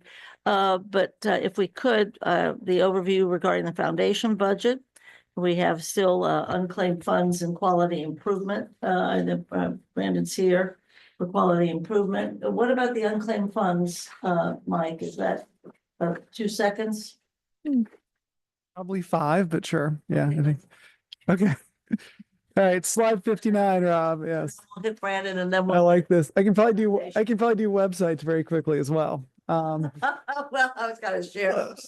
I'll try to get it all in 2 minutes. Unclaimed funds. So a while back, there's a policy that after 5 years of unclaimed funds, we move the money back to the general fund. We've been working this for several years. This is a recurring update here. We always do it this time around. You can see, just give a shout out to Joe Porter and David Mayna in our office who've done an incredible job. You can see the graph there of just cutting down the unclaimed funds.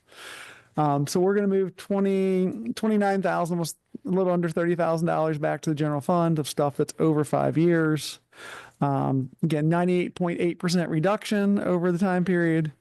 And anyone who's out there watching, if you want to see if you have unclaimed funds from CPS, there is a link to our website. You can go to our website, go to financial information, go to unclaimed funds, put your information in and search and see if you have anything. Couple years ago, I got some unclaimed. Yes, you did have a check. I remember that. Okay. All right, that's good. That's good news. Was that fast enough? Wonderful. Okay.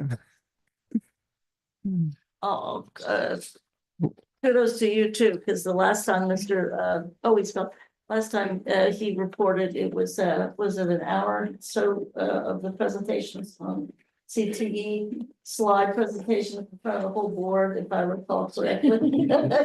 It's lives in legend, so congratulations. Yeah, that's what we're doing after we take care of Brandon. Yeah, she's had to wait. I feel badly about it, but what's your name just stepped out.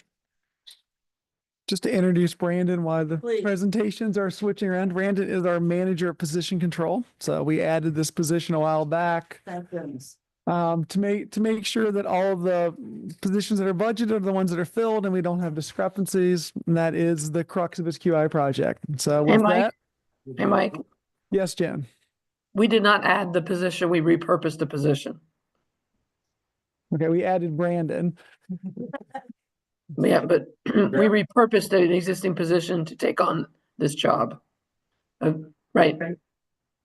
Thank you. That clarification. All right. Brandon. So just for a quick refresher, for those of you who don't remember when I presented on this about 3 years ago. The objective of reducing our negative vacancies is what this QI team is for. And what a negative vacancy is basically just whenever we have the number of people in a position is more than we had budgeted for. So if we have someone, let's say they're still at an old school that where they were last year, the physical teacher moved to a new building, but that we hadn't updated their pay assignment, we hadn't changed their position, then they would be a negative vacancy because that position that they're still in would be over budget. So to begin this year, we had 183 FTE worth of negative vacancies. That every year there's a beginning of the year spike as soon as school starts, when we're trying to get all of the people who have moved from the prior year into their new position. And why that is important is because that is nearly $20 million worth of people, of positions that are being overspent, misapplied, or just spent without intention. Along with that, there's a risk that because we're then showing a vacancy in the position where that person should be, oftentimes, then that could be overhired if people are just looking and say, hey, oh, there's a vacancy, we can fill that, let's put somebody there. So next slide, please. Our team members mostly consists of our teammates from the HR department, Shane Weary, Lucius Jones, and Sandra Burkhalter, as well as Julie Indolatio. They help me out there. And then Janet Berlev is the accountant representing the treasurer's office on our team. So for our KDD, the main focus of, again, resolving those negative vacancies is to spend with intention, to show the correct information when we report out vacancies, say to the board during our budgeting process, hey, these are vacant positions. If we have people in the wrong position, then not actually vacant positions that have some data incorrect. So we strive to improve that and make sure that we're spending with intention.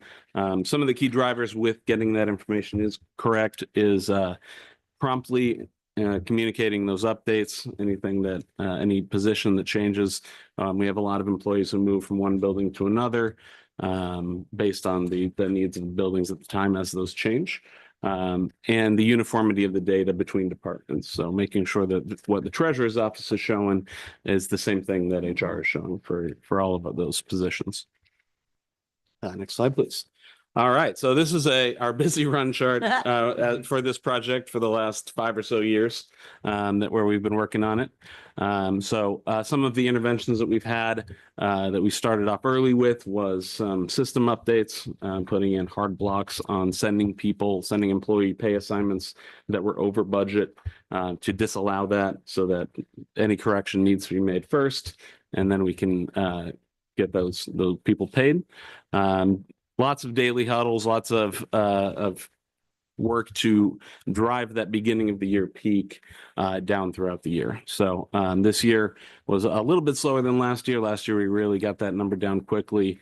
But this year, due to some delays with the budget approval, going into TAC with some people who are still over budget when we have to reallocate, makes that particularly difficult to then get those people in the right place because we have to do the initial correction and then any changes that occurred in TAC. So, but we are down to 0 negative vacancies right now. Always a great thing to celebrate for both teams. And so that way we can really focus on beginning of the next year all the better, so that we don't have as high a peak as we've had previously.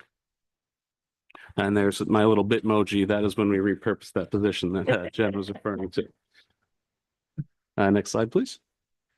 All right, so some of the key learning, some of the items that we really focused on this year is as the QI project and process extends over a significant amount of time, over 5 years working on basically the same thing.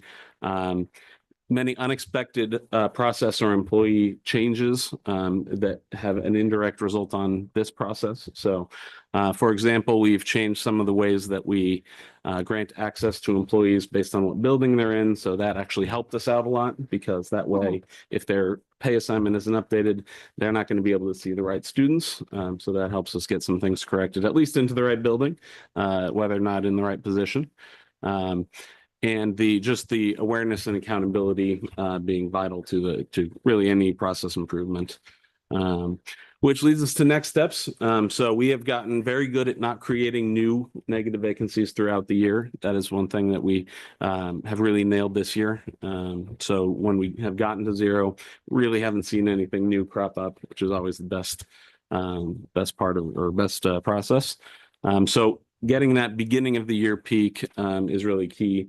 And we are taking steps to reduce that for next year. Our objective is to have less than 75.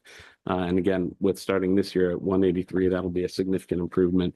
And I think we can do that. We have more information going into our budget software for next year that doesn't just focus on the number of positions, but does update who is in those positions so that we can make sure that we know exactly who's where. And that can carry through to the start of next year. And finally, where we are on our with the description of how far we've come, we have us at an 8, which is substantial improvement, really just sustainable substantial improvement, really just holding up on that last improvement until we can get that beginning of the year number down. With those new things not cropping up throughout the year, all we have to do is knock down that peak, and then we'll just start low and stay low. Questions? Any questions? Great. I'll be really quick because we're pretty close to the end of our time here. So I will just say, again, I appreciate the hard work you all are doing to improve our efficiency of the district. And then also recognizing where systems need the improvement to allow you to be even more efficient in how you do it. And so I think that's a little bit of what you're speaking to, of trying to go forward in the next year, is to get us more equipped to be able to recognize and appreciate where position was. Because I also just wanted to point out on the lovely run chart that you have there was a period of time where we never got to zero. And the fact that we get to zero so much earlier is again a sign of growth. Thank you. Mr. Crossan. Wanted to clarify for myself. So an open position is a legitimate position on the books that we're trying to hire somebody for. A negative vacancy, is that a position that we're paying somebody who's not in a legitimate position? Exactly. Yes. Okay. We're paying someone who either they're in the correct position, but maybe have the location incorrect, I see. or just we happen to hire more people than there were positions. And we tend to create a lot of those at the beginning of the school year because there's just so much movement happening with all the people. Yep, exactly. Very good. Okay, thank you. Thank you very much. Oh, nice job. Great job. Much appreciated. Thank you very much. Ms. Bolton? Yes. So Brandon, correct me if I'm wrong, but in the first year or the second year that we actually made a bunch of progress, we avoided overspending by 14 million? That's correct. Yeah. So that was the exact, I think it was 14.7. Yeah. So you think over the years, how much of that risk avoidance that we've been able to accomplish? It's Absolutely. It's huge, and we're very proud of Brandon and his work. It is millions. Thank you. All right. Foundation budget.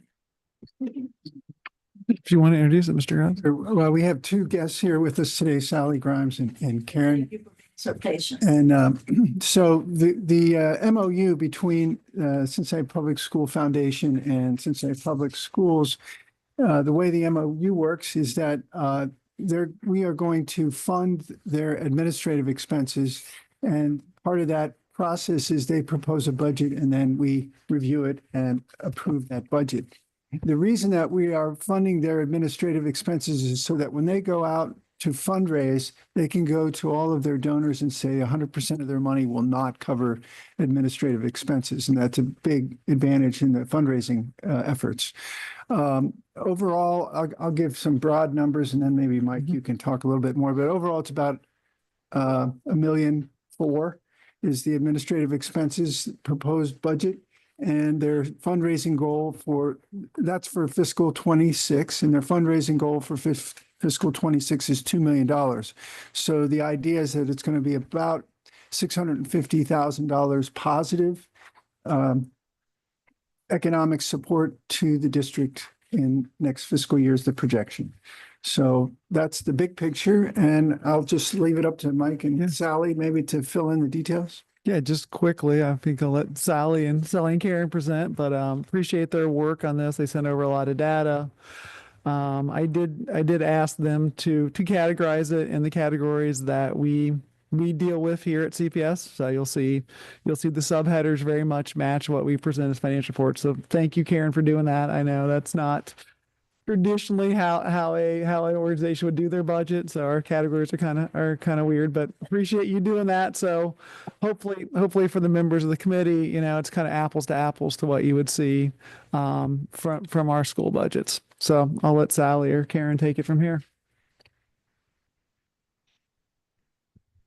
All right, thank you so much, Board Member Crossett and Assistant Treasurer Guston. I'm going to turn it over to Karen to really look at the numbers in detail, but just to give a little bit of an overview on what we're hearing and seeing out in the community related to the foundation so far. I would like to reiterate what Board Member Crossett said. As we're out in the community talking to people and sharing with them that CPS is committed to this and invested with the administration, we are getting fabulous response from potential donors, and it's definitely changing their perspective of how they would like to support it and how much. So it is already, we're seeing payback from CPS's investment. Without even starting our asks, we are currently working with Ignite Philanthropy to build our fundraising strategy. Without asking anybody, so far we've brought in $170,000 for the foundation. So I can't wait to see what happens when we actually start asking people. So I am going to turn it over to Karen to look through the individual numbers. I would love some guidance on how detailed you'd like us to go in this presentation. I don't think it needs to be super detailed. I think, you know, some of the charts that you've shared with us already are going to be just fine. Okay. I don't know if you want to put it up or not. Yeah. We should get there. But you all should have a handout. It's towards the back of the stack that you've been given. You want to find the one with the peach column, if that helps guide your eye to the correct document. Our original ask was just shy of $1.3 million, and that was based on basically a back of the envelope budget projection that I did honestly on the fly one evening, because all of this has gone incredibly at the speed of light, I think, as you're all aware. And our normal budget process is to be doing budgets in April and May. And typically I wouldn't have a final number more towards mid-May. So this is a push up in our traditional cycle. It will become our new cycle as we move forward. So the new number is now $1,341,587,000. So it's an increase of 48,566 from the original ask proposed during the negotiations for the MOU. I've detailed for you down at the bottom our assumptions around our ask. We've got a 3% increase for salaries. Our increase always occurs for all employees every October. We are currently projecting a 4% increase in our benefits. We are currently in negotiation, so I don't have final numbers on our benefits. So I'm going in with an assumption around that. And then the general cost of increase for other line items is anywhere from 3 to 4%, depending on the line item. By way of example, insurance, I went for 4%. That could be a little high, that could be a little low based on your conversations. I'm guessing at a minimum, it's right or low. And again, you can see the line items kind of up there. The variances to the original ask, I've also detailed for you. We made some adjustments as we really dug deep around what we think we need. We've made some adjustments to a small number of salaries to account for elevated work and elevated positioning of the foundation. They're not massive increases, but there was a slight increase above the 3% in a few positions. We've also put in additions to the budget that typically do not exist at the former or original ABC, and that's attendance at national conferences, specifically the National Education Foundation, which we believe is going to be critical for the team, both from a networking and an understanding the industry and being able to best perform for you. So there's conference attendance dollars in there, along with some local dollars that we're putting in, we're anticipating for ongoing kind of education. Sometimes fundraising professional association will have like a $25 fee for educating the advancement team. So there are some dollars allocated towards that. We do have moving expenses projected far out in June of next year, not knowing exactly when the new space might be available. So that is 15K, and that is just an estimate. We do not have a final number because we're obviously not moving. And there's some discussion that perhaps CPS might be able to help with us on that. So some of the numbers are very much projected and not based on actuals. The vast majority that you see are based on actuals, though, as far as line items. And then we did have to account for some small numbers around computers and IT for new staff and or a refresh schedule for existing staff, which again was not part of my budget because I didn't have that information to put in. So we feel like the numbers are accurate and reasonable and reflect how we operate. We don't really have capital expenditures, again, because we're just an office team. So there aren't big dollars going towards any sort of big piece of equipment. So I don't know if there's any detailed questions around the budget. Do you want me to go in a little more specifically on line items? I would just, thank you. I would just talk a little bit more about the rent thing. I know that's one thing we've talked about, and you guys are, if I remember currently in your space until next March. Is that correct? Yes, we have our lease expires at the end of March, and right now this budget accounts for an anticipated extension of that lease through the end of June, and it assumes a move sometime in June with occupying the space as of July 1st of next year, which would be the following budget year. The following budget year, we would anticipate then that the rent would go away because current conversations are is we wouldn't have to incur that expense. So there is some fluidity there depending on the availability of the new space and when we might actually move and dollars actually associated with that inside the line items you're seeing. Thank you. Do members have any questions?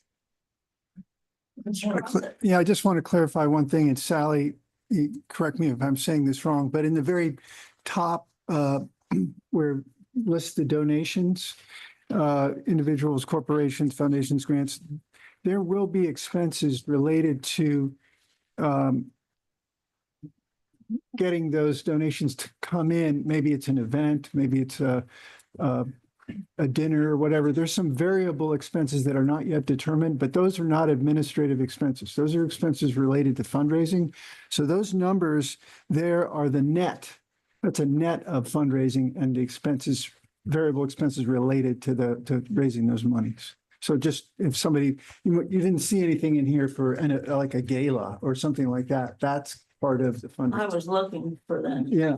So anyway, I just thought that would be a point to clarify that. Yeah, there could be potential additional expenses for a gala depending. Again, it's so unclear when we might be able to actually pull that event off. Right now, the best case scenario would be very late next spring. But typically you would have fundraised dollars at the 80% level. When is the public announcement going to be made? There's so many variables around that. We couldn't even begin to project that for next year. So that piece is not in there. And those are always considered not administrative expenses. Correct. We do have dollars in here though for the advancement team and for Sally for doing coffees and lunches, what we would call the normal engagement activities around donors. So you do see day-to-day funds in there for that kind of activity. Other questions, comments? Ms. Bolton? Yes. Just a point of clarity, my understanding on the rent was that it would be netted against the administrative costs, not given free. So have I missed something?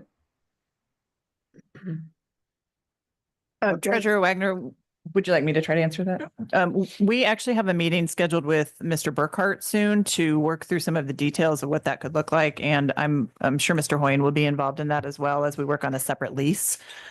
So the mechanics of how we record those dollars are, as far as I know, to be determined. Okay. Can I request that Mike Guston attend that meeting as well? Of course. Thank you.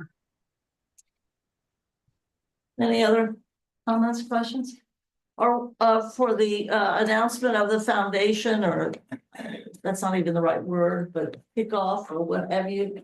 What's the date that that everyone's looking at regarding a bit of a presentation to the community that foundation now exists? We have our very first board meeting of the foundation on May 1st. And a lot of these kinds of questions will be answered at that meeting because that will be up to the will of the foundation board to determine what is the best timeline and what is the best point for the first announcement. So we'll know that after May 1st. Thank you. Any other items? And this would be towards this coming year's budget, what you've shared with us. We're at the time we need to conclude. The two big items we didn't do yet are gonna be discussed with the board on Monday night in full board, which is more discussion regarding levy. And then also budget update. So I think we can defer to the whole board on that. Appreciate that people got ready for that and had a little bit of a dress rehearsal, at least in creating the slide deck. But we would like to talk and have revealed the what are we Mike, what are we sharing? Not the checkbook, not Ohio checkbook, Yeah. but The Ohio checkbook. okay, good. Good, Yes. good. Okay. That's what it used to be called when we're going back to. Yes, the history of Ohio checkbook was it was an initiative launched by a previous state treasurer. And then we switched state treasurers and then they switched software providers. And so we kind of disengaged. I'll say that we disengaged for a while, but we wanted to bring this back. Mr. Ashley has been working hard with them to get the data updated. We are now live with our Ohio checkbook. You can go out to the website, Ohio checkbook. If you go back a slide, Rob, you can go back out to the slide, Ohio checkbook. You can look us up. We're on the list. You can look up. It's actually kind of cool. You can look it up by cities, counties, government, school districts, and then just search by name. So we put in our initial load. We put in all of last fiscal year and our current fiscal year up through February.